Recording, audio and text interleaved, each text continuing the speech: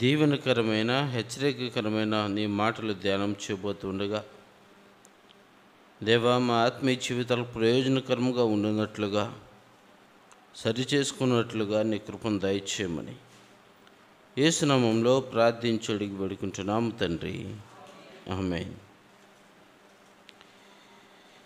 అపోస్తలుడైన పౌలు గారు ఎఫెసీ సంఘంతో ఆయన ఈ మాటలను తెలియజేస్తూ ఉంటున్నాడు.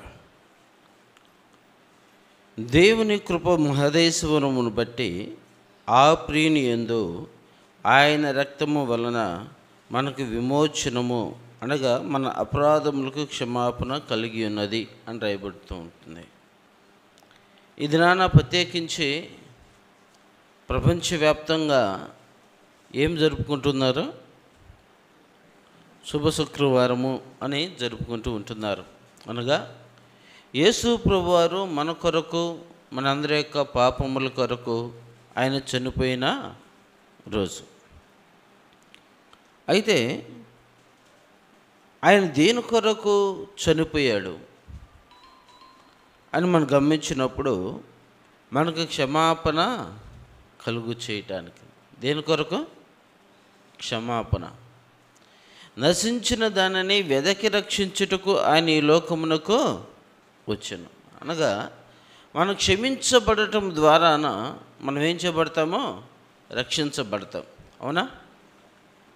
క్షమాపణ లేదనుకోండి, మనకు రక్షణ అనేది లేదు. మన పాపములకు విమోచన లేకపోతే మనకు దేవుని యొక్క రాజ్యానికి మనం పాత్రము కాదు. అయితే ఆ విమోచన కలుగు చేయటానికి యేసు ప్రభువారు ఈ లోకమునకు వచ్చాను. అందుకే యేసు ప్రభువు సిలువలో మొట్టమొదటిగా పలికిన మాట మనం గమనించినప్పుడు, తండ్రి, వీరేమి చేయుచున్నారో వీరు ఎరుగరు కనుక వీరిని క్షమించుము అని అంటాడు. మనం ఏం చేయుచున్నామో మనకేం చేయట్లేదంట, తెలియదు కనుక వీరిని క్షమించుము అంటాడు. తెలీదా? ఏం చేస్తున్నారో తెలియదా?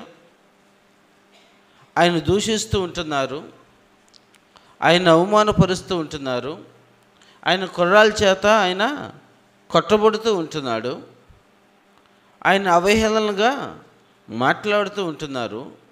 ఇవన్నీ కూడా ముందుగానే ఏం చేయబడుతూ ఉన్నాయి? ఆయన సిద్ధపాటు కలిగిన వ్యక్తిగా ఉంటున్నాడు. అవునా? ఆయన ఏ విధంగా శిక్ష వేయబడాలి, ఆయన ఏ విధంగా కొట్టబడాలి, ఆయన ఏ విధంగా హింసిస్తూ ఉంటున్నారు, సమస్తమును ఆయన ఎరిగి ఉన్నవాడుగా ఉంటూ ఉన్నాడు. ఆయన ఈ లోకములో ఉన్న మనందరిని కూడా ఆయన ఏం చేస్తూ ఉన్నాడంటే ప్రేమిస్తూ ఉంటున్నాడు. ఆయన మనల్ని ప్రేమించాడు గనుక ఆయన మనల్ని విమోచించటానికి, ఆయన మన పాపములను క్షమించటానికి ఆయన లోకానికి వచ్చాడు. ఆ పరిశుద్ధుడైన ఆయన ద్వారా మనకేం కలగాలంటే విమోచన అనేది కలగాలి. ఎలాంటి విమోచన అంటే సంపూర్ణమైన విమోచన అనేది కలగాలి. కీర్తనల గ్రంథము 130వ కీర్తన మనం గమనించినప్పుడు అక్కడ రాయబడి ఉంటుంది. కీర్తనలో 137వ వచనం, ఇశ్రాయేలు, యెహోవా మీద ఆశ పెట్టుకొనుము, యెహోవా యొద్ద కృప దొరుకును, ఆయన యొద్ద సంపూర్ణ విమోచన దొరుకును. ఇశ్రాయేలు, దోషములన్నిటి నుండి ఆయన వారిని విమోచించును. దేవుని ప్రజల యొక్క దోషములన్నిటిలో నుంచి ఆయన ఏం చేస్తూ ఉన్నాడంట? విమోచిస్తూ ఉంటున్నాడు, మనల్ని క్షమిస్తూ ఉంటున్నాడు. మన అపరాధములకు ఏం చేస్తున్నాడంటే విమోచన, అనగా సంపూర్ణమైన విమోచన ఆయన కలుగు చేస్తున్నాడు. కొద్ది మటుకే కాదు, కానీ సంపూర్ణమైన విమోచనను ఆయన కలుగు చేస్తూ ఉంటున్నాడు. ఎవరైతే ఆయన రక్తంలో కడగబడతారో, ఎవరైతే ఆయన ఎదుకు వస్తారో, దేవుడు వారిని ఏం చేస్తూ ఉందంటే ఆయన రాజ్యమునకు పాత్రులుగా చేస్తూ ఉంటున్నాడు. మరొక మాట మనం గమనించినప్పుడు లూకా సువార్త 23వ అధ్యాయము 43వ వచనాన్ని చూద్దాం. అందుకు ఆయన వానితో, నేడు నీవు నాతో కూడా పరదేశంలో ఉందవని నిశ్చయముగా నీతో చెప్పుచున్నాను. ఎవరి గురించి రాయబడుతుంది ఈ మాట? ఎవరి గురించి? ఒక దొంగను గురించి ఆయన రాస్తూ ఉంటున్నాడు. మనకందరికీ తెలుసు ఈ యొక్క లేఖనము. ఇద్దరు దొంగలు ఉండారు.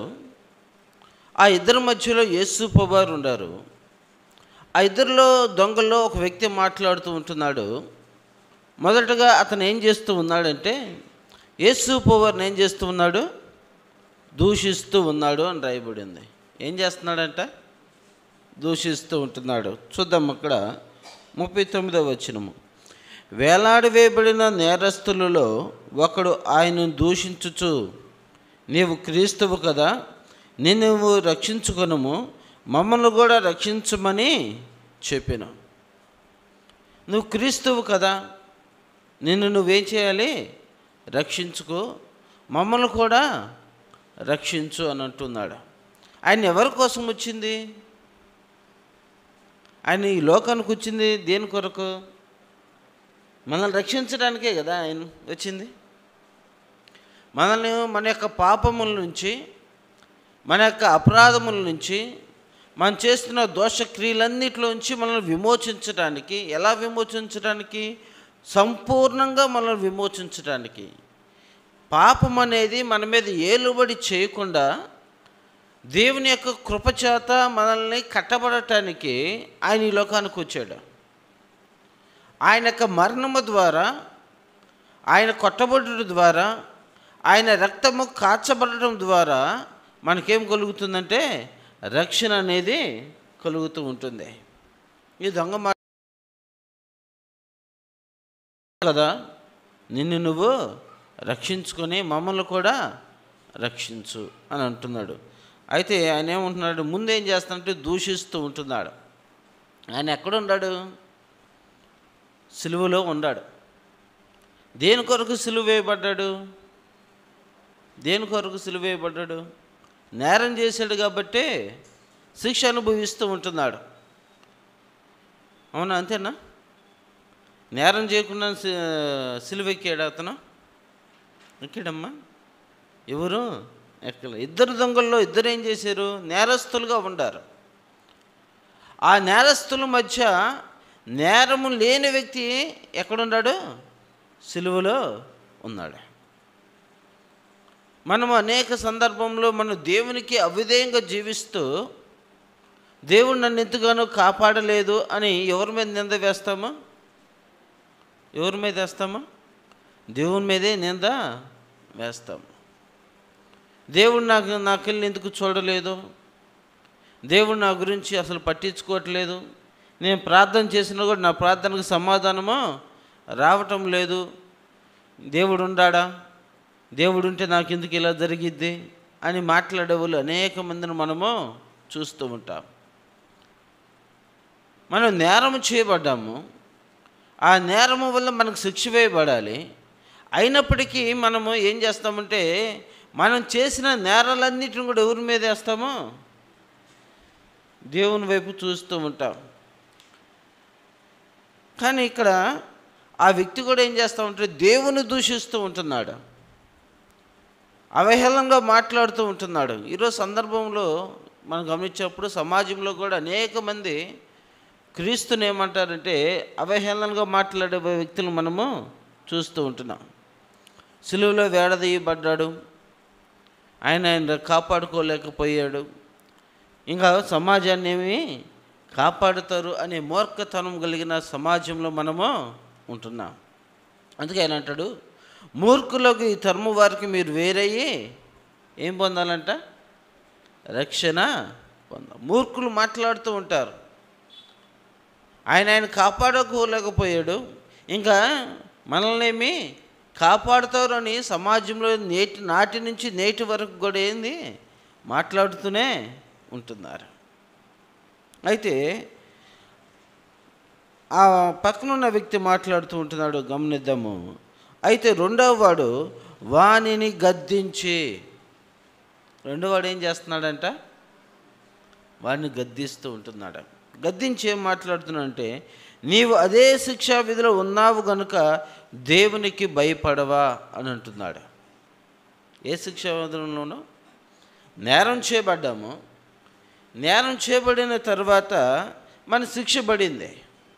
ఈ శిక్ష పడిన తర్వాత కూడా మనం ఏం చేయట్లేదంటే ఎవరికి భయపడటం లేదు? దేవునికి మనము భయపడటం లేదు. ఒక సందర్భంలో మనం చూస్తూ ఉంటాం, ఒక వ్యక్తి నేరం చేశాడు అనుకోండి, జైలుకి వెళ్తాడు. జైలుకి వెళ్ళి వచ్చిన తర్వాత జైల్లో చాలా కఠినంగా ఉంటుంది, ఉండలేకపోయాము, మరోసారి ఆ జైలు శిక్ష అనుభవించకూడదు అని చెప్తాడు. మళ్ళీ కొద్ది రోజులు చక్కగా భయభక్తులతో ఉన్నట్టుగా సమాజంలో ఏ నేరం చేయని వ్యక్తిగా ఉంటూ ఉంటాడు.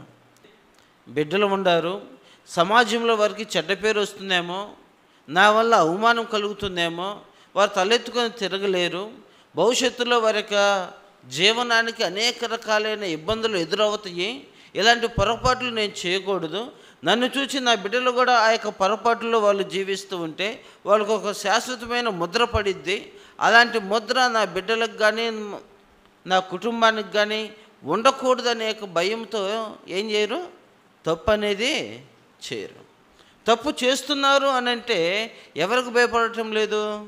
దేవునికి భయపడటం లేదు, సమాజానికి భయపడటం లేదు, కుటుంబంలో అపకీర్తి వచ్చిన దాని గురించి కూడా భయపడటం లేదు. మరలా ఎవరిని మాట్లాడతారు? దేవుణ్ణి మాట్లాడతాడు. దేవుడు మాకు ఈ స్థితి ఇవ్వకపోతే మేము దొంగతనం చేయము కదా అని అంటారు. దేవుడు మాకు అన్ని సమృద్ధిని సమకూరిస్తే మేము ఈ పొరపాట్లు చేయము కదా అని ఎవరి మీద నింద వేస్తారు? దేవుని మీద నింద వేస్తారు. ప్రభునందు ప్రియ దేవుని బిడ్డలారా, ఆయన దేని కొరకు వచ్చిందంటే మన అపరాధములకు క్షమాపణ కలుగు చేయటానికి ఆయన ఈ లోకానికి వచ్చాడు.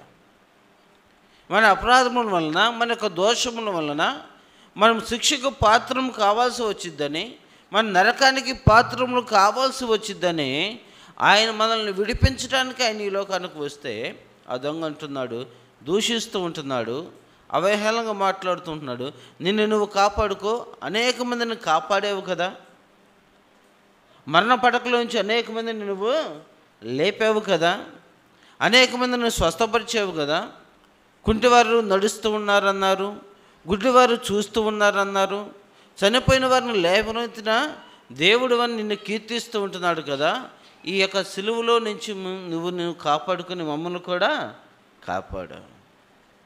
వెంటనే రెండో వ్యక్తి ఏం చేస్తాడంటే గద్దిస్తూ ఉంటున్నాడంట. ఈరోజు ఎవరికైనా గద్దిస్తే వింటారా? గద్దిస్తే ఎవరైనా వింటారా? విననే. గద్దింపుకి ఎవరు కూడా ఇష్టపడరు, హెచ్చరికలకి ఎవరు కూడా ఏం చేయరు? ఇష్టపడరు. ఒక ఆయనంట ఓ చర్చిలో సంఘంలో కాపరిగా పెట్టుకున్నారంట. ఆయనతో అన్నారంట, 2 పనులు నువ్వు చేయాలన్నారంట. ఏం సార్ అని అడిగితే భూస్థాపితం చేయటం, పెళ్లి చేయటం అన్నారంట. ఏం చేయాలంట? 2 పనులు ఉన్నాయి నీకు అన్నారంట. ఏం పనులు చేయాలంటే భూస్థాపన చేయటం, ఎవరైనా చనిపోతే భూస్థాపన చేయటం, ఇంకోటి ఏంటంటే పెళ్లి చేయటం, అంతకుమించి ఎక్కువ చేయటానికి నువ్వు లేదు. అంటే ఏంది? బైబిల్లో నువ్వు హెచ్చరికలు చేయటం కానీ, మీ పద్ధతులు మార్చుకోమని చెప్పటం కానీ నీకు అవి అవసరం. వచ్చావా? వాక్యం, ప్రేమతో కూడిన వాక్యము చెప్పు, అంతేగాని ఎలా ఉండాలి, అలా ఉండాలి, ఇవన్నీ చెప్పడానికి వీలులేనే లేదు అని చెప్తూ ఉండారంట. ఎవరికి చెప్తూ ఉండారు? సేవకులకి. అంటే ఎట్లా ఉందంటే గద్దింపునికి ఎవరు కూడా ఏం చేయట్లేదు? ఇష్టపడటం లేదు. వారి ప్రవర్తన మార్చుకోవటానికి ఇష్టపడటం లేదు, వారి ఆలోచన విధానాన్ని మార్చుకోవటానికి ఇష్టం లేదు. ఒక ఆయన యోహాను సువార్త 3:16 అని వాక్యం చెప్పుకుంటూ వెళ్ళాడంట. యోహాను సువార్త 3:16 ఏముంది? దేవుడు లోకమును ఎంతో ప్రేమించును. ఆ వాక్యం అందరికి తెలుసు కదా. యోహాను సువార్త 3:16 అని వాక్యం చెప్పుకుంటూ వెళ్తూ ఉంటే అక్కడ ఉన్న ఒక సేవకుడికి కోపం వచ్చింది. ఏమొచ్చింది? కోపం వచ్చిందంట. ఎందుకు కోపం వచ్చిందయ్యా అంటే, ఇగో చూడు, నా గురించి ఆ సేవకుడికి ముందుగానే ఎవరో చెప్పుండారు, అందుకే ఆయన ప్రత్యేకంగా యోహాను 3:16 మీకు తెలుసు కదా అని వెళ్ళిపోయాడు అన్నారంట. యోహాను 3:16 ఆయన వాక్యం చెప్పుకుంటూ పోతూ ఉన్నాడు. యోహాను 3:16 మీ అందరికీ తెలుసు కదా, దేవుడు లోకమును ఎంతో ప్రేమించును. కారణం ఎందుకంటే ఆయన కోపం ఎందుకు వచ్చిందంటే, ఆయన పేరు యోహాను, ఆయన 3 భార్యలు 16 మంది పిల్లలంట. అందుకని ఆయన కోపం వచ్చింది. ఆయన పేరు యోహాను, 3 భార్యలు 16 మంది సంతానం. అంటే వాక్యంలో ఉన్నది ఉన్నట్టుగా లేఖను చెప్పినా కూడా ఏమవుతా ఉంది? ఓర్చుకోవటం లేదు, సహించటం లేదు. నా గురించి ముందుగానే ఈ విధంగా చెప్పమని చెప్పారు. దేవుని యొక్క వాక్యము ఇందులో ఒక సున్నా కలపడానికి లేదు, తీసివేయటానికి లేదు. లేకపోతే ఒక వ్యక్తిని గురించో వాక్యం చెప్పారంటే అది పరిశుద్ధాత్మకు విరోధము. అలా చెప్పినప్పుడు అది మనకు వాక్యం చెప్పే వారికి ఏమవుతుంది? అది దేవుని ఎదుట కోపానికి గురి కావాల్సిన పరిస్థితి. దేవుని యొక్క వాక్యం ఏం చేస్తుందంటే మన హృదయాలను శుద్ధీకరిస్తుంది. దేవుని యొక్క వాక్యం ఏం చేస్తుందంటే సరి చేసుకోవడానికి అవకాశం కల్పిస్తుంది. దేవుని యొక్క వాక్యం ఏం చేస్తుందంటే మన పద్ధతులను మార్చుకోవటానికి అవకాశాన్ని ఇస్తూ ఉంటుంది. కానీ హెచ్చరిక చేస్తే, గద్దిస్తే ఎవరు కూడా ఏం చేయట్లేదు, ఇష్టపడటం లేదు. అవసరమైతే సంఘానికి కూడా ఏం చేస్తూ ఉంటున్నారు? మానుకుంటూ ఉంటున్నారు. ఇక్కడ రాయబడి ఉంటుంది, మొదట అతను గద్దించాడు. నువ్వు ఏ శిక్షలో ఉండవో తెలుసా? నీ నోటి మాటలను బట్టి, నువ్వు చేసిన అన్యాయమైన క్రియలను బట్టి, నువ్వు దోచుకొనబడిన ధనాన్ని బట్టి, నువ్వు అనేక కుటుంబాలను హింసించిన విధానాన్ని బట్టి ఇంత ఘోరమైన శిక్ష నీకు పడింది. ఇకనైనా నీకు బుద్ధి రాలేదా అని ఏం చేస్తా ఉన్నాడు? మాట్లాడుతూ ఉంటున్నాడు. ఆ తర్వాత మనం గమనించినప్పుడు తను అదే 41 వచనం, మనకైతే ఇది న్యాయమే. ఏందంట? రెండో దొంగ ఏం మాట్లాడుతున్నాడు? మనకైతే ఇది న్యాయమే. శిక్ష అనుభవించటం మన దృష్టిలో అన్యాయం. మనం ఎన్ని తప్పులు చేసినా మనకేం రాకూడదు? శిక్ష అనేది మనకే రాకూడదు. మనం ఏమైనా చేయొచ్చు, ఎలాగైనా ఉండవచ్చు, ఎలాగైనా మనం ప్రవర్తించవచ్చు, కానీ మన శిక్ష అనడానికి మాత్రం మనము ఇష్టపడము. ఆయన అంటున్నాడు ఇది న్యాయమే, మనకు శిక్ష పడటము న్యాయమే. మనం ఏది విత్తుతామో అదే పంట కొయ్యాలి. ఇతను అంటున్నాడు మనం దొంగలుగా ఉన్నాము, అనేక మందిని మనం హింసించాము, అయితే ఇది మనకు న్యాయమే. తర్వాత ఆయన మాట్లాడుతూ మనం గమనించినప్పుడు మనం చేసిన వాటికి తగిన ఫలము పొందుచున్నాము, కానీ ఈయన ఏ తప్పిదము చేయలేదని చెప్పి ఆయనను చూచి ఏం చేస్తూ ఉన్నాడంట? ఈయనలో ఏ తప్పిదమో లేదు. సాక్ష్యం ఇస్తూ ఉంటున్నాడు. ఎవరికి సాక్ష్యం ఇస్తున్నాడు? ఎవరికి సాక్ష్యం ఇస్తూ ఉన్నాడు? దొంగ దేవునికి సాక్ష్యం ఇస్తూ ఉంటున్నాడు. ఈయనలో ఏ తప్పిదమో లేదు. మొదటి దొంగ ఏం మాట్లాడుతున్నాడు? దూషిస్తూ ఉంటున్నాడు. రెండో దొంగ ఏం చేస్తూ ఉన్నాడంటే సాక్ష్యం ఇస్తూ ఉంటున్నాడు. ఈయనలో ఏ తప్పిదమో లేదు. మీకా గ్రంథంలో ఒక మాట రాయబడి ఉంటుంది,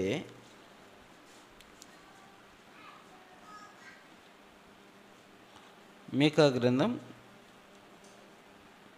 1వ అధ్యాయం 2వ వచనము,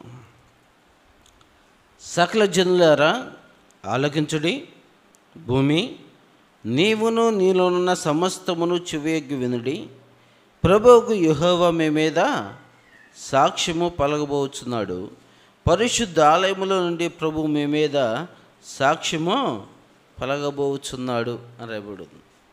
దేవుడు ఒక దినాన మనందరి మీద సాక్ష్యం పలకబోతూ ఉంటున్నాడు.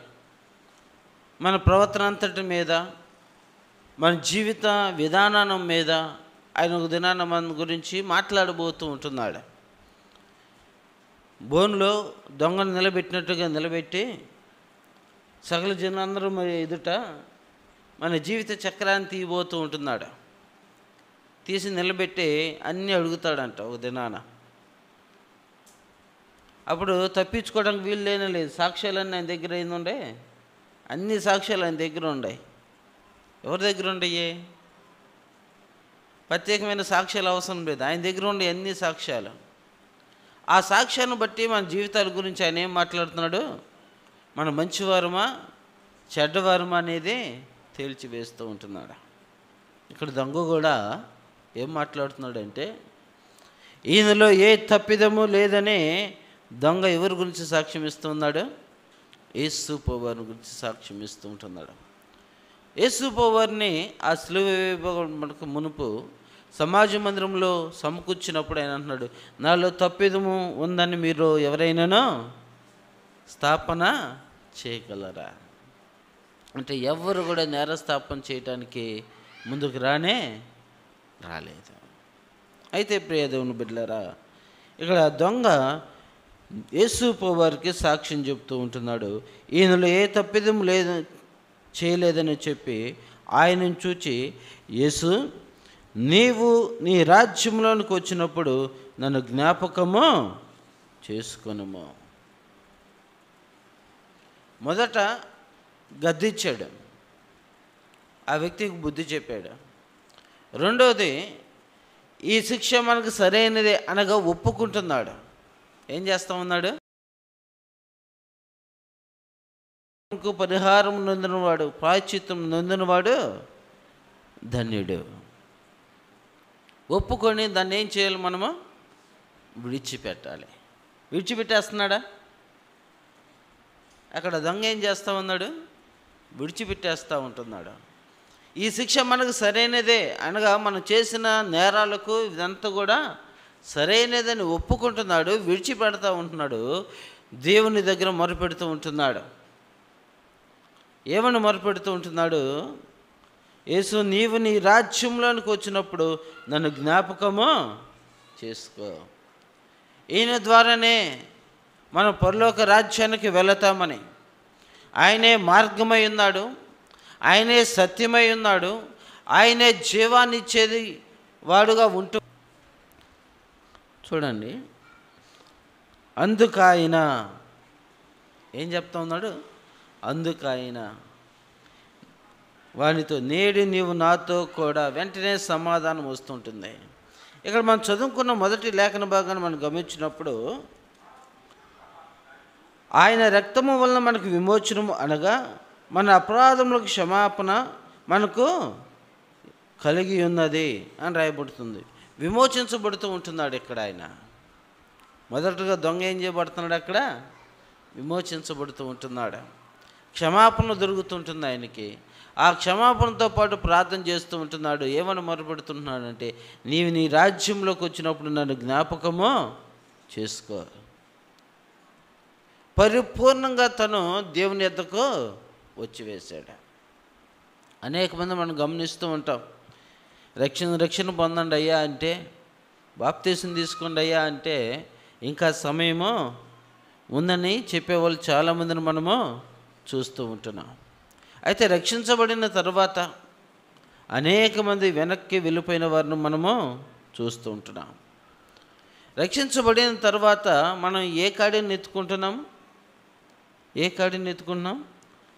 సిలువ అనే కాడిని మనము ఎత్తుకుంటున్నాం.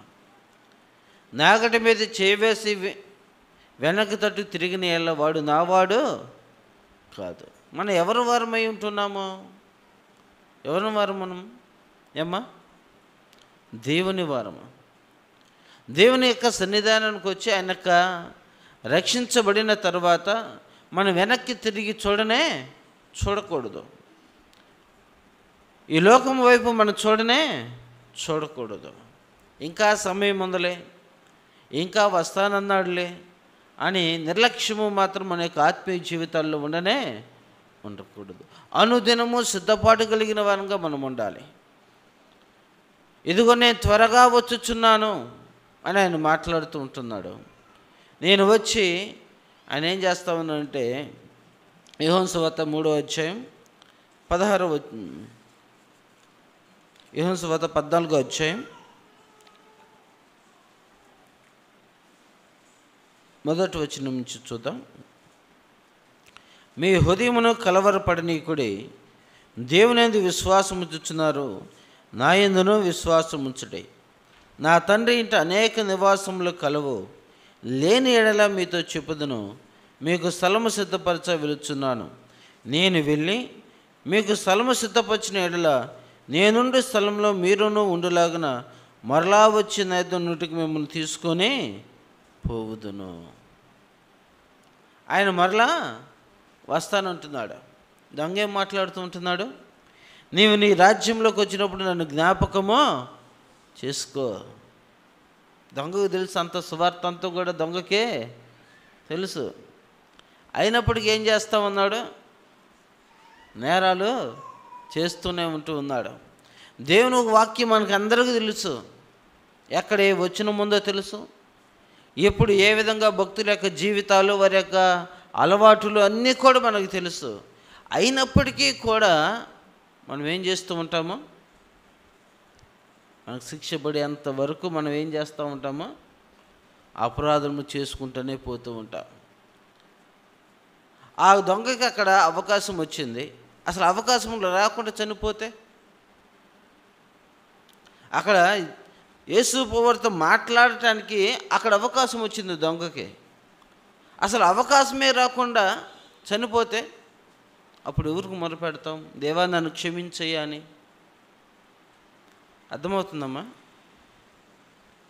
ఆ దొంగకి ఎక్కడొచ్చింది అవకాశము? దేవునితో మాట్లాడటానికి, దేవునితో గడపడానికి ఎక్కడొచ్చింది? సిలువలో వచ్చింది. మరణకరమైన పరిస్థితుల్లోకి అక్కడ వచ్చింది. ఆ అవకాశం లేకపోతే, ఒక ఆయన అన్నాడంట, డాక్టర్గా ఉన్నాడు, బాగా బిజీ అంట డాక్టర్గా. అయ్యా సువార్త చెయ్యి, ఎన్ని ఉగ్ర దినాలు, అంత్య దినాలు అని చెప్తే, నేను పుట్టిన కాంచి వింటున్నాను ఈ మాటలు. ఎప్పటి నుంచి? పుట్టిన కాంచి ఈ మాటలు వింటున్నాను. ఆయన వస్తానంటున్నాడు కానీ ఆయన వచ్చింది లేదు, చేసింది లేదు. చేస్తాను, ఎప్పుడొకప్పుడు చేస్తాను. వాక్యం అంతా కూడా నాకు తెలుసు, అన్నీ చదివి పెట్టుకున్నాను. లేఖనాలు అన్నీ కూడా, మెసేజ్లు అన్నీ కూడా ఓ బుక్లో రాసి పెట్టుకున్నాను. కాబట్టి నేను చెప్పే రోజు వస్తే మామూలుగా చెప్పను, ఇంక విని తిరిగేదే లేదు అన్నాడంట. సరే, ఆయనకు బిడ్డలు ఉన్నారు. బిడ్డలంటే బాగా ఇష్టము. ఒక బిడ్డకి యాక్సిడెంట్ అయిందంట. యాక్సిడెంట్ అయిన తర్వాత, ఆ యాక్సిడెంట్ అయినప్పుడు తను ఏం చేస్తూ ఉన్నాడంటే దేవుని దగ్గర మొరపెడుతూ ఉంటున్నాడు. అయ్యా నువ్వు కానీ కాపాడితే నేను నీ సువార్త చేస్తానయ్యా అన్నాడంట. ఏమన్నాడంట? ఇప్పుడు నువ్వు కాపాడితే నువ్వు సువార్త చేస్తానయ్యా అన్నాడంట. దేవుడు అవకాశం ఇచ్చాడు. మరలా హాస్పిటల్లో బిజీగా ఉన్నాడు. ఏందయ్యా అంటే, ఇంకొంచెం సిద్ధపాటు కలగాలి అని అన్నాడంట. ఏం కలగాలి? సిద్ధపాటు కలగాలి అన్నాడంట. కొద్ది రోజులు గడిచిపోయినాయి. ఆయనకి యాక్సిడెంట్ అయింది. ఎవరికి? డాక్టర్కి. ఈసారి ఆయనకి కళ్ళు పోయినాయి. ఏం పోయినాయి? సువార్త చెప్పడానికి వీలుందా? లేనే లేదు. అంటే మనము రక్షించబడిన తర్వాత మనం ఏం చేయాలి? సువార్తను తెలియచేయాలి. నశించిపోతున్న మనల్ని వెతికి రక్షించడానికి ఆయన ఈ లోకానికి వచ్చి ఆయన ఏం చెప్తున్నాడంటే, మీరు సర్వలోకానికి వెళ్ళి సర్వసృష్టికి సువార్తను ప్రకటన చేయండి. రక్షించబడ్డామనే కానీ మనము ఎవరికి సువార్తను ప్రకటించే వారంగా మాత్రం మనము లేదు. కారణం ఏమిటంటే, మనకు లేఖనమంతా తెలుసు కానీ చెప్పే సమయం ఇంకా ఉందిలే అనే నిర్లక్ష్యము. ఇదిగో నేను త్వరగా వచ్చుచున్నాను ఆయన మాట్లాడుతూ ఉన్నప్పటికీ, గడ్డిపూ వంటి జీవితము మంది తెలిసినప్పటికీ, ఎంతలో కనపడి అంతలో మాయమైపోయి ఆవిరి వంటి వారమని మనకి గ్రహింపు ఉన్నప్పటికీ, మనం ఈ లోకం మీద ఎంతో ఆశ పెట్టుకొని ఉంటాం. అవునా?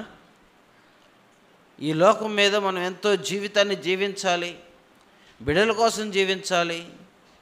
ఇలా రకరకాలైన ఆలోచనలతో మనము జీవిస్తూ ఉంటాం. ఈ లోకము మనది కాదు అని ఆయన చెప్తా ఉన్నాడు.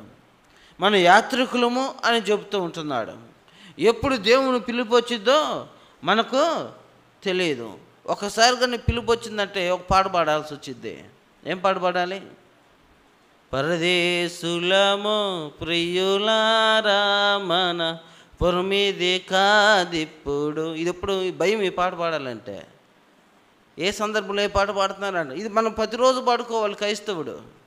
ఎందుకంటే ఇది మన పురం కాదు. ఇది రక్షించబడిన తర్వాత మనం ఎక్కడుండాలని కోరుకోవాలి? ఎక్కడుండాలని కోరుకోవాలి? దేవునితో ఉండాలి, దేవుని రాజ్యంలో ఉండాలని కోరుకోవాలి. కానీ ఆ పాట పాడటానికి మాత్రం మనకి ఎంత భయం వచ్చింది. ఏంది సమయం సందర్భం లేకుండా ఏంది ఈ పాట, అసలు ఈ పాట పాడతారు ఎవరైనా అని ఏం చేస్తారు? గదుగుతాము, తిడతాము. కానీ మన పురం ఏది?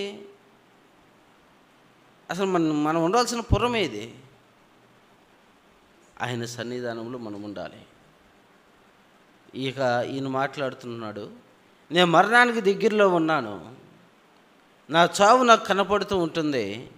అయితే అప్పుడు ఆయన అంటూ ఉంటున్నాడు, అయ్యా నీవు నీ రాజ్యంలోకి వచ్చినప్పుడు నన్ను జ్ఞాపకం చేసుకో. వెంటనే ఆయన అంటున్నాడు, నేడు నీవు నాతో కూడా వాగ్దానం నిశ్చయముగా అంటున్నాడు, ఖచ్చితముగా వాగ్దానం ఇచ్చినవాడు నమ్మదగినవాడు. ప్రభునందు ప్రియ దేవుని బిడ్డలారా, మరొక వాక్యాన్ని చూసుకొని మనం ముందుకు వెళ్దాం. కీర్తనలు 90వ కీర్తన 3-4 వచనాలు చూద్దాం. మా ఆయుష్కాలం 75 సంవత్సరములు, అధిక బలముందన ఎడల 80 సంవత్సరములను, అయినను వాటి వైభవము ఆయాసము దుఃఖమే, అది త్వరగా గతించును, మేము ఎగిరిపోదుము.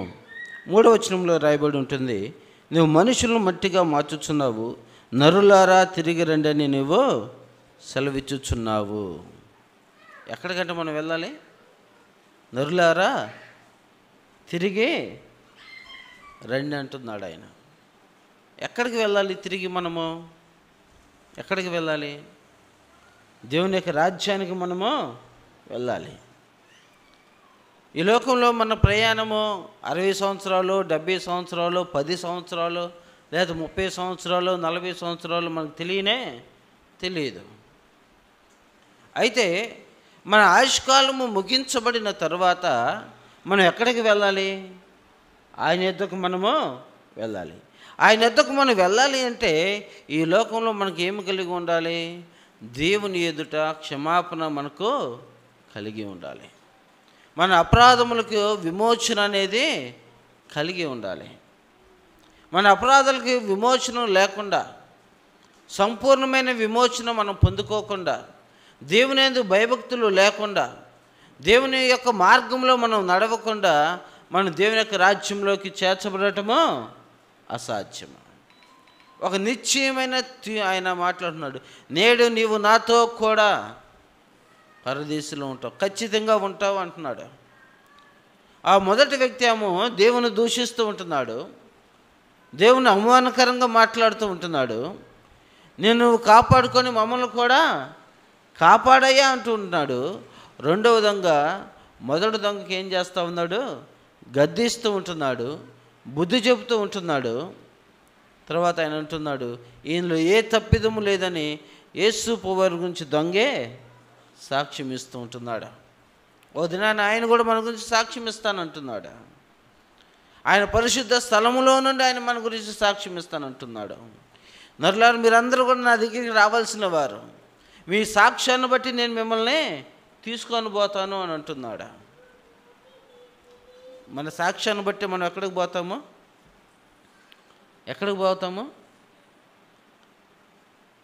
అవునా? అంతే కదమ్మా.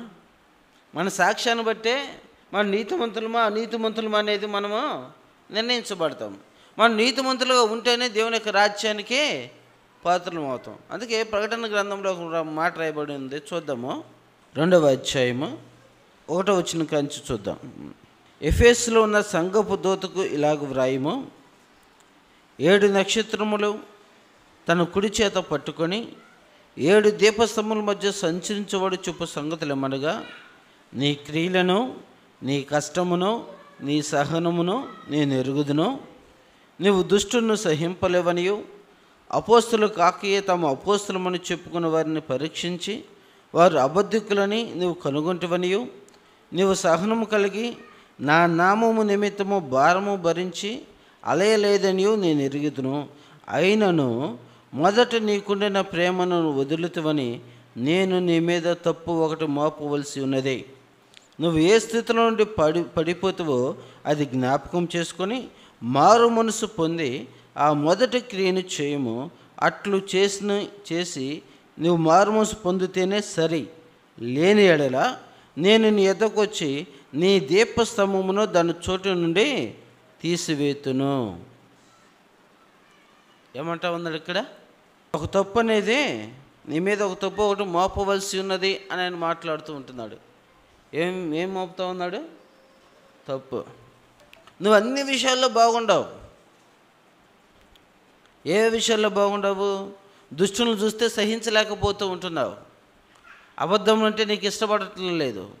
దొంగతనం అంటే నీకు ఇష్టం లేదు. అదేవిధంగా నువ్వు సహనం కలిగి ఉండవు. మంచివాడుగా నువ్వు జీవిస్తూ ఉండవు. అయినను నీ మీద ఒకటి తప్పు మోపవలసి ఉన్నది. మనం ఏ విషయంలో జారిపోతున్నామో ఆ విషయం మనకు తెలుసు. కానీ ఆ విషయంలో నువ్వేం చేయాలంట? సరి చేసుకోవాలి. అలా సరి చేసుకోకపోతే ఆయన అంటున్నాడు, ఏమంటున్నాడు? నీవు ఏ స్థితిలో నుండి పడిపోతావో అది జ్ఞాపకం చేసుకొని మారు మనసు పొంది. ఏం పొందాలంట? మారు మనసు పొంది. అయ్యా 80% నేను బాగుంటాను, ఆ 10% కొంచెం అలా ఉంటాను అని అంటే నువ్వు అలానే ఉండయ్యా అంటాడు. ఎలా ఉండాలి? అలానే ఉండయ్యా అంటాడు. 80% బాగుండాడు కదని దేవుని రాజ్యంలో చోటిస్తాడా?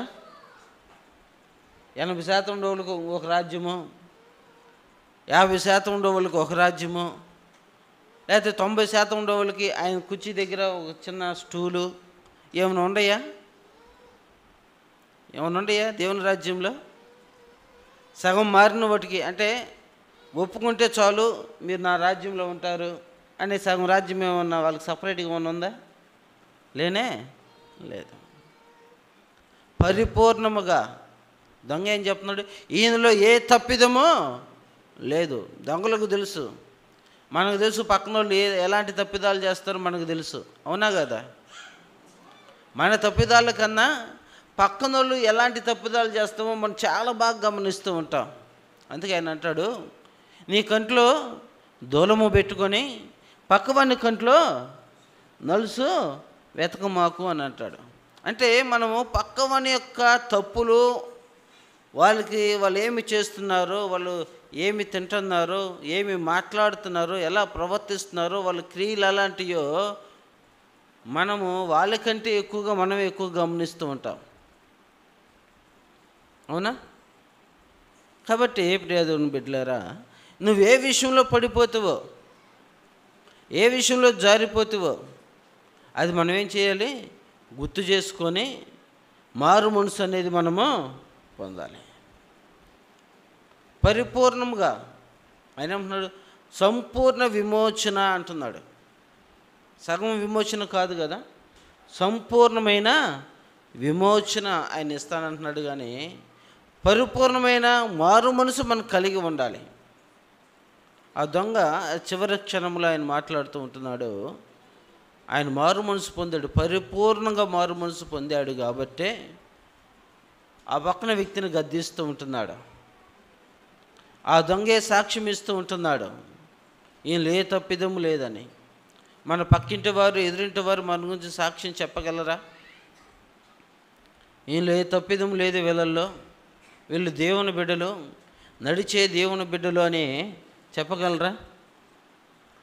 వీళ్ళు నడుచుకుంటూ సమాజంలో వెళ్తూ ఉంటే వీళ్ళు క్రీస్తువులే నడుచుకుంటూ పోతూ ఉండారు అని మన గురించి సాక్ష్యం చెప్పగలరా? అంటే కష్టమే. అవునా? అయితే ప్రియమైన దేవుని బిడ్డలారా, దొంగ చెప్తూ ఉంటున్నాడు, ఈయనలో ఏ తప్పిదము లేదని. దొంగ దేవుని గురించి సాక్ష్యం ఇస్తూ ఉంటున్నాడు. పరిపూర్ణంగా దేవుని ఎదుట సరెండర్ అయ్యాడు. తద్వారా దొంగతో ఆయన అంటున్నాడు, నేడు నీవు నాతో కూడా పరదేశంలో ఉందువు అని ఆయన మాట్లాడుతూ ఉంటున్నాడు. మనము సిలువలో మాటలు మనము ఒకసారి జ్ఞాపకం చేసుకున్నప్పుడు మరొక మాటను కూడా మనం జ్ఞాపకం చేసుకోవచ్చు. యోహాను సువార్త 19వ అధ్యాయము 25వ వచనం కానీ చూద్దాము. ఆయన తల్లి సహోదరైన క్లోప భార్యను మరియు మగ్దలేను మరియు యేసు సిలువ యొద్ద నిలుచుండిరి. యేసు తన తల్లియు తన ప్రేమించిన శిష్యుడును దగ్గర నిల్చుండుట చూచి, అమ్మా, ఇదిగో నీ కుమారుడు అని తన తల్లితో చెప్పాను. తర్వాత శిష్యును చూచి, ఇదిగో నీ తల్లి అని చెప్పాను. ఆ గడి నుండి ఆ శిష్యుడు ఆమెను తన ఇంట చేర్చుకొనాను. అటు తర్వాత సమస్తమును అప్పటికే సమాప్తమైందని యేసు ఎరిగి, లేఖనము నెరవేరునట్లు నేను దప్పుకొనుచున్నానను. చిరకాతో నిండి ఉన్న ఒక పాత్ర అక్కడ పెట్టబడి నేను గనుక వారు ఒక స్పాంజి చిరకాతో నింపి హిస్సోపు పుడకను తగిలించి ఆయన నోటికి అందించిరి. యేసు ఆ చిరకా పుచ్చుకొని సమాప్తమైందని చెప్పి తలవాచి ఆత్మను అప్పగించెను అని రాయబడి ఉంటుంది. ఇందాక మనం అందరం కూడా ధ్యానం చేసాం. నరులారా తిరిగి రండి. ఇప్పుడు ఆత్మని ఎవరికి అప్పగించాడు? దేవునికి అప్పగిస్తూ ఉంటున్నాడు. ఇక్కడ ఈ వచనాలన్నీ కూడా మనం గమనించినప్పుడు ఆయన, అమ్మ, ఇదిగో నీ కుమారుడు అని తన తల్లితో చెప్పెను. ఈ మాటలన్నీ కూడా మనము సిలువ శ్రమల్లో ఎక్కువగా మనము వింటూ ఉంటాం. దప్పిగొలుచున్నాడు, సమాప్తమైనది, అదేవిధంగా ఆత్మను అప్పగించటం. ఇవన్నీ కూడా మన యొక్క ఆత్మీయ జీవితాల్లో మనం కలిగి ఉండాలి. సమాజంలో మనం ఒక గౌరవపదంగా మనము క్రీస్తుని ఎరిగిన వారంగా మనం జీవించాలి. అదేవిధంగా ఏదైతే ధర్మశాస్త్ర ప్రకారముగా నీ తల్లినైనను తండ్రినైనను మనం ఏం చేయాలి? ప్రేమించాలి. బాధ్యత కలిగి వారి పట్ల మనము ఉండాలి అని రాయబడుతూ ఉంటుంది. తన తల్లినైనను తండ్రిని దూషించువాడు ఏం చేయబడతారంట? కారు చీకట్లో వారి దీపము ఆరిపోవును. నేను అన్నీ బాగానే చేస్తానయ్యా, కానీ నా తల్లిదండ్రులు మాత్రం నేను చూడలేను అని అంటే మనం ఎక్కడికి చేర్చబడతాము? ఈరోజు క్రైస్తవ సమాజాన్ని మనం గమనిస్తూ ఉంటున్నాం.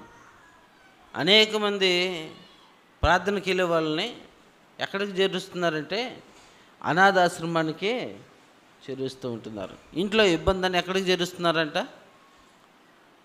అనాథాశ్రమానికి చేరుస్తూ ఉంటున్నారు.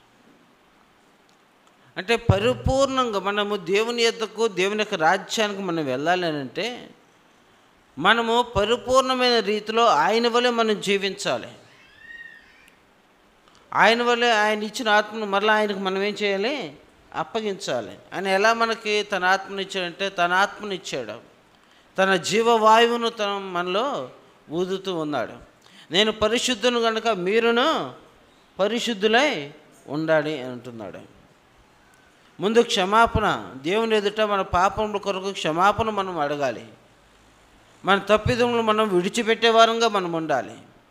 దేవుని ఎద్ద క్షమాపణ కోరుకొని ఆయన ఎద్దకు వచ్చి ఆయన ఎలాంటి సాక్ష్యం కలిగి ఉన్నాడో మనం కూడా అలాంటి సాక్ష్యం కలిగి ఈ లోకంలో మనము జీవించాలి.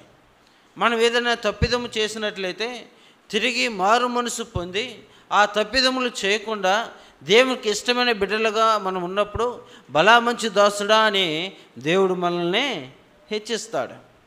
అలా కాకుండా నువ్వు అన్ని విషయాలలో బాగుండి ఏ ఒక్క విషయంలో నువ్వు తప్పిపోయినా, నీ తల్లిదండ్రులు చూసుకోకపోయినా, అదేవిధంగా నువ్వు పరిపూర్ణమైన రక్షణ ఆనందాన్ని నువ్వు అనుభవించకపోయినా, నువ్వు దేవుని యొక్క ఆత్మను కాకుండా ఈ లోక సంబంధమైన దురాత్మను కూడా నువ్వు సహవాసం చేసినట్లయితే నువ్వు దేవునికి కాదు కానీ అప్పగించేది నీ ఆత్మను దేనికి అప్పగించాలి? ఎవరికి అప్పగించాలి? పాతాళానికి నీ ఆత్మను అప్పగించాలి. కాబట్టి ప్రియ దేవుని బిడ్డలారా, దేవుడి దినాన్ని మన అందరితో కూడా మాట్లాడుతూ ఉంటున్నాడు. దేవుని కృప మహదైశ్వర్యమును బట్టి ఆయన ప్రియుని యందు, ఆయన కృప వలన మనం ఇంతవరకు జీవించి ఉన్నాం.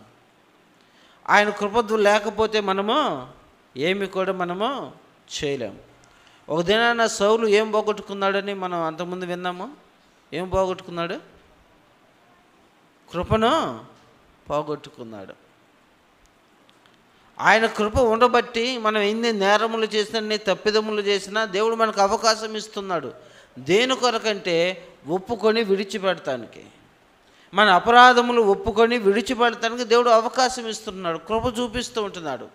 అయినను మనం నిర్లక్ష్యం చేసినట్లయితే ఒక దినాన ఆ కృప మన ఇద్దరి నుంచి పోతుంది.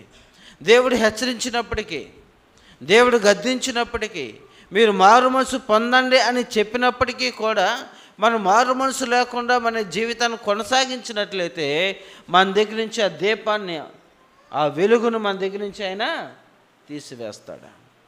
అప్పుడు ఎక్కడికి చేర్చబడతాము? నిత్య నరకానికి చేర్చబడు. ఒక తప్పే కదా అంటే దేవుడు ఒప్పుకోడు. మేము డబ్బులు ఇస్తున్నాము, మంచి పండ్లు ఇవన్నీ అంటాం. ఏమిస్తున్నాం మనము? ఏమిస్తున్నాం? మార్కెట్కి వెళ్ళి పుచ్చిపోయిన పళ్ళను ఏం చేస్తాం? కొనుక్కొచ్చుకుంటామా? ఊరకనే ఇస్తున్నావు అయ్యా నువ్వు మాకు. ఊరకనే ఇచ్చినా కూడా మనం ఏం తీసుకోము? పాడైపోయిన వాటిని తీసుకుంటామా? మాకు అవసరం లేదు అని అంటాం. మాకు మంచి పళ్ళు ఇవన్నీ అని అంటాం. అంతేనా? అంతే కదా. డబ్బులు ఇచ్చి కూడా చెడిపోయినవి, పాడైపోయినవి తీసుకొచ్చుకుంటామా? ఆయన మన కొరకు తన ప్రాణమును క్రయధనముగా ఏం చేశాడంట?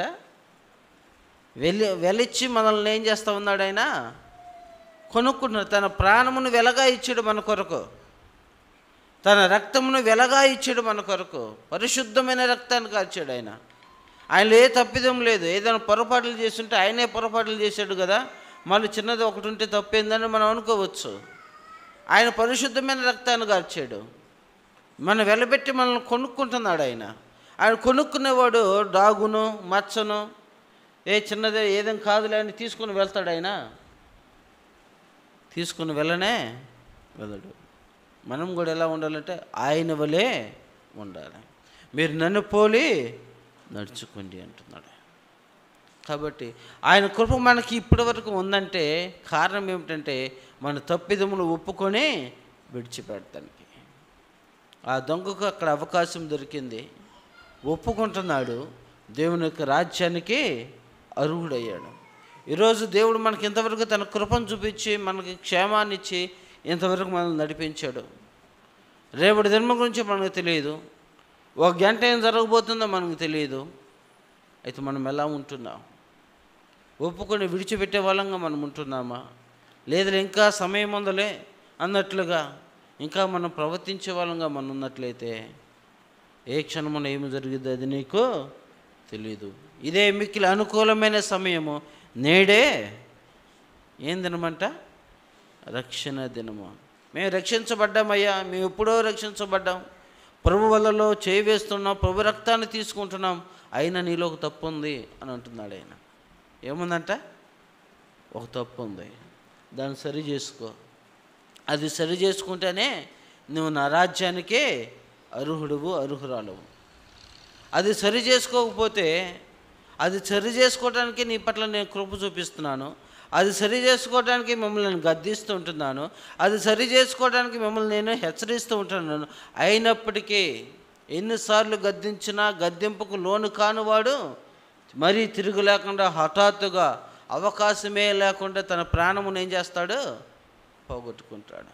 అవకాశం ఇస్తూ ఉంటున్నాడు సరి చేసుకోవటానికి. దాన్ని సరి చేసుకొని ఆయన ఎద్దకు వస్తే ఆయన తన నిత్య రాజ్యానికి మనల్ని పాత్రలుగా చేసుకుంటారు. సరి చేసుకోకుండా మనం ఉన్నట్లయితే మరి తిరుగు లేకుండా హఠాత్తుగా అవకాశమే లేకుండా మనము మన ప్రాణాన్ని విడిచిపెట్టినప్పుడు నిత్య నరకానికి మనము పాత్రలు అవుతాం. కాబట్టి ప్రియ దేవుని బిడ్డలారా, దేవుడు ఈ దినాన్ని మనందరితో కూడా మాట్లాడుతూ ఉంటున్నాడు. నువ్వు విమోచించబడ్డావు, పరిపూర్ణమైన విమోచన నువ్వు కలిగి ఉండాలని, పరిపూర్ణంగా దేవునికి నువ్వు ఆయన ఆశ్రయించాలని. అట్లా మనం ఆశ్రయించిన రోజున మనము దేవుని యొక్క రాజ్యానికి మనం పాత్రలు అవుతామని దేవుడి దినాన్ని మనతో మాట్లాడుతూ ఉంటున్నాడు. అటే గొప్ప పరిశుద్ధాత్మ దేవుడు మనకందరికీ కలుగు చేయనుగాక. ఆమేన్. ప్రార్థన చేసుకుందాం. దేవుడు తన కృపను వెల్లడిపరుస్తూ ఉంటున్నాడు. ఇంకను మారు మనసు అనుభవం నీకు పరిపూర్ణంగా లేదేమో, ఇంకను ఏదో ఒక విషయంలో లోటు కలిగి నువ్వు దేవుని ఎదుట ఉంటున్నావేమో, అది విడిచిపెట్టలేకపోతున్నావేమో, దేవుడి దినాన్ని నిన్ను గద్దిస్తూ ఉంటున్నాడు, నిన్ను హెచ్చరిస్తూ ఉంటున్నాడు, నీతో మాట్లాడుతూ ఉంటున్నాడు. ఒక తప్పు నీ మీద మోపవలసి ఉన్నది అని మాట్లాడుతూ ఉంటున్నాడు. నువ్వే విషయంలో పడిపోతున్నావో అది నీకు తెలుసు. దాన్ని సరి చేసుకొని దేవుని ఎదుటకు వచ్చినప్పుడు పరిపూర్ణంగా ఆయన నిన్ను అంగీకరించే వ్యక్తిగా ఉంటున్నాడా.